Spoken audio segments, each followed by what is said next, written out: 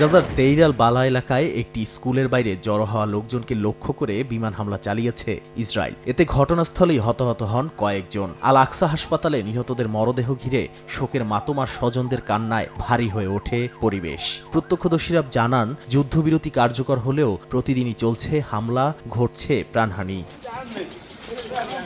গাজার স্বাস্থ্য মন্ত্রণালয়ের তথ্য অনুযায়ী যুদ্ধবিরতি কার্যকর হওয়ার পর থেকে এখন পর্যন্ত ৭৫০ জন নিহত এবং ২,০০০-এর বেশি মানুষ আহত হয়েছেন। হামলার মাধ্যমে চুক্তি লঙ্ঘনের অভিযোগ উঠেছে ইসরায়েলের বিরুদ্ধে।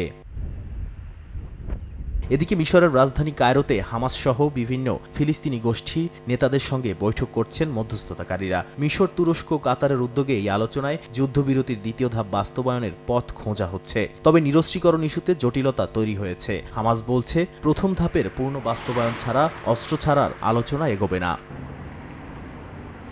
যুক্তরাষ্ট্রের প্রস্তাবিত পরিকল্পনা অনুযায়ী একটি অন্তর্বর্তী ফিলিস্তিনি প্রশাসন গঠনের পর ধাপে ধাপে অস্ত্র ত্যাগের কথা বলা হয়েছে। তবে ইসরায়েল স্পষ্ট করে দিয়েছে, হামাস নিরস্ত্রীকরণে রাজি না হলে আবারও পূর্ণমাত্রার যুদ্ধ শুরু হতে পারে। এ কারণে কূটনৈতিক প্রচেষ্টা চললেও মাটিতে সংঘাত থামার কোনো নিশ্চয়তা দেখা যাচ্ছে না।